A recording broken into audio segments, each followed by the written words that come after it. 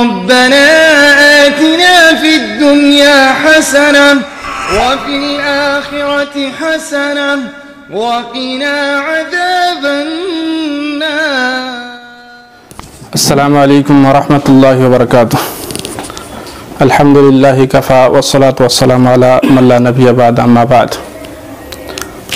اعوذ باللہ من الشیطان الرجیم. بسم اللہ الرحمن الرحیم. بل تؤثرون الحیاۃ الدنیا والآخرۃ خیر وابقی. ناظرین اکرام، اللہ رب العالمین نے قرآن کریم کے اندر یہ بیان فرمایا کہ انسان زیادہ تر دنیاوی زندگی کو ترجیح دیتے ہیں. حالانکہ دنیاوی زندگی برابر کی زندگی نہیں ہے. برابر کی جو زندگی ہے، ہمیشہ کی جو زندگی ہے، وہ آخرت ہی کی زندگی ہے. جیسا کہ اللہ نے فرمایا والآخرۃ خیر وابقی، آخرت بہتر بھی ہے اور باقی رہنے والے بھی ہے. اور اللہ کے رسول صلی اللہ علیہ وسلم کی صحابی حضرت عبداللہ بن عباس رضی اللہ عنہما سے روایت ہے کہ انسان کے پاس دو نعمت ہے، لیکن انسان ان دو نعمتوں کو وہ ترجیح نہیں دیتے ہیں اور اس کو معمولی سمجھتے ہیں. وہ دو نعمتیں کیا ہیں؟ الصحت والفراغ، ایک صحت یابی اور دوسری فراغت یعنی خالی وقت. انسان کے پاس جب صحت ہوتا ہے تو انسان کچھ بھی کر سکتا ہے. انسان کے پاس جب خالی وقت ہوتا ہے تو انسان کچھ بھی کر سکتا ہے.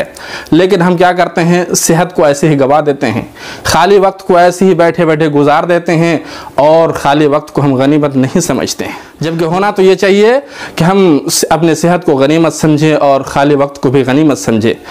چونکہ انسان جب بیماری کے عالم میں مبتلا ہو جاتا ہے تو پھر وہ اللہ رب العالمین کے دیے ہوئے صحت چونکہ ان کے پاس نہیں ہوتا ہے، اس لیے اللہ رب العالمین کی اطاعت و فرمانبرداری وہ نہیں کر پاتا ہے اور بسا اوقات جزا فضا اس میں کرتے ہوئے زندگی گزارتا ہے.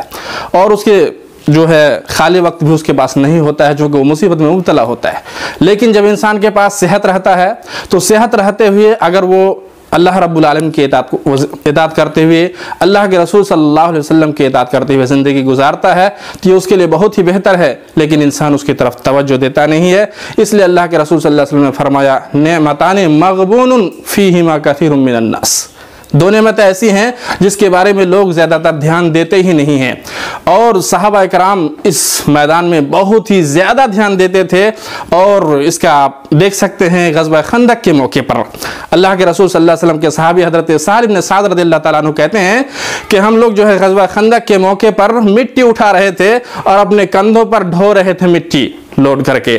اور اللہ کے رسول صلی اللہ علیہ وسلم جب ہمارے پاس سے گزرتے، اللہ کے رسول بھی ہمارے ہاتھ بٹاتے تھے اور ہمیں ترغیب دیتے تھے. اور جب اللہ کے رسول صلی اللہ علیہ وسلم ہمارے پاس سے گزرتے تھے تو اللہ کے رسول صلی اللہ علیہ وسلم یہ کہتے تھے اللہم لا عیش الا عیش الآخرہ. اور اللہ کے رسول صلی اللہ علیہ وسلم ہم لوگوں کو ترغیب دیتے تھے کہ دنیاوی زندگی کچھ بھی نہیں ہے، آخرت کی زندگی ہی اصل ہے. لہذا اے اللہ تو انصار کو اور مہاجرین کو معاف فرما دے. اور دوسری روایت میں ہے کہ اللہ تو انصار و مہاجرین کی مدد فرما. کہنے کا مقصد یہ ہے کہ آخرت کی زندگی ہی اصل زندگی ہے. لہذا ہمیں اللہ رب العالمین جو خالی وقت دیا ہے اور ہمیں جو صحت یابی اللہ رب العالمین نے دیا ہے، اس کو ہم غنیمت سمجھیں اور غنیمت سمجھ کر اللہ رب العالمین کی اطاعت کرتے ہوئے، اللہ کے رسول صلی اللہ علیہ وسلم کی اطاعت کرتے ہوئے زندگی گزاریں. چونکہ ہمیں دنیا میں ہمیشہ نہیں رہنا ہے، ہمیں آخرت کے لیے تیار کرنا ہے توشہ، اور آخرت کی زندگی ہی اصل زندگی ہوگی. اس لیے آخرت ہی اصل زندگی ہے اور باقی رہنے والی زندگی ہے. ہمیں آخرت کے لیے تیاری زیادہ سے زیادہ کرنے کی ضرورت ہے. السلام علیکم.